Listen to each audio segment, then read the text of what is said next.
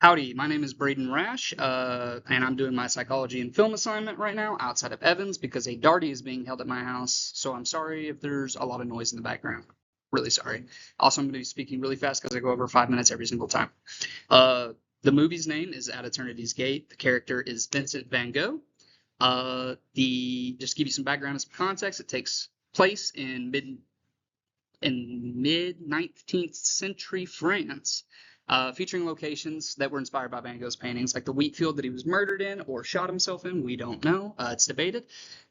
And it shows like the buildings where he painted his stuff and where he lived, and like the boots that were a big scene in the film. And it goes through his mental health struggles, how he was so creative, how people perceived him in society, which was not good, and other struggles like financial and all that stuff.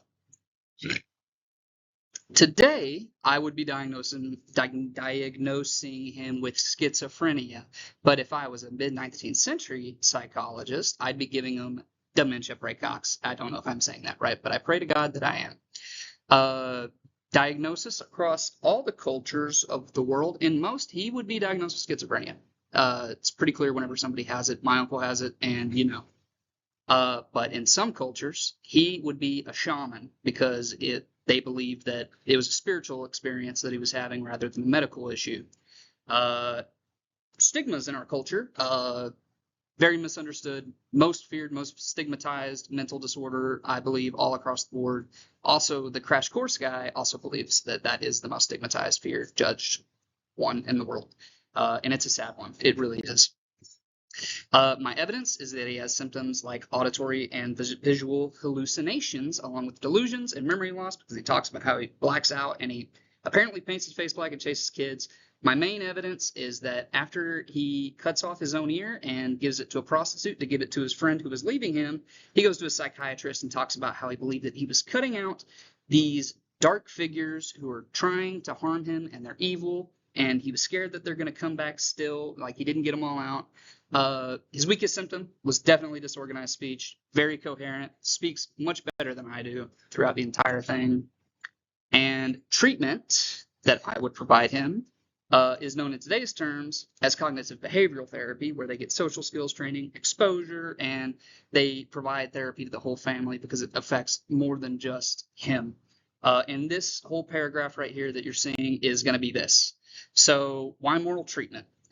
Gave him a stable environment, strict routine, allowed him to have social engagement, a sense of being normal, and it would be long-term care. It would, for many years of his life, this would help him figure out what's going on and take care of him.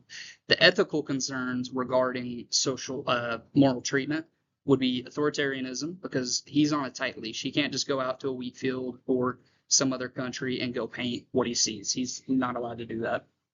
Also, selective application. He was not a wealthy man. His brother was, but I still don't think he'd be able to afford this treatment. And the barriers, all of these apply to him to receiving the treatment, except for gender disparities. But that was a big thing back then because women were just seen as hysterical. Because they always are for some reason in history. I don't know. I don't get it. But people didn't understand what's going on, so there were stigmas around it. He wasn't wealthy, so he couldn't afford the best treatment, and insane asylums were overcrowded, so urbanization's another one. From a broader perspective, does the movie accurately portray schizophrenia? Yes, I believe it does. It shows that it's not his entire life, and it doesn't define who he is. The film leans to showcase just how he lived, and that schizophrenia was just a part of his life. And I believe that that's more accurate because my uncle who has schizophrenia isn't always viewed as crazy or going through hallucinations. I like the way that they portrayed it, even though they don't explicitly say that he has schizophrenia, but he does. And how do films influence our understanding of mental disorders? I believe that films could play a huge role in helping people understand what's going on inside of these patients' heads. Because it's hard to imagine what these mental disorders are like, and people just fear them and judge them and create stigmas around them. And I have 5 seconds.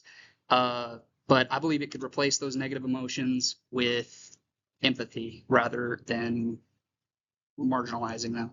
But thank you. Once again, I'm sorry if there's noises. Y'all have a great summer.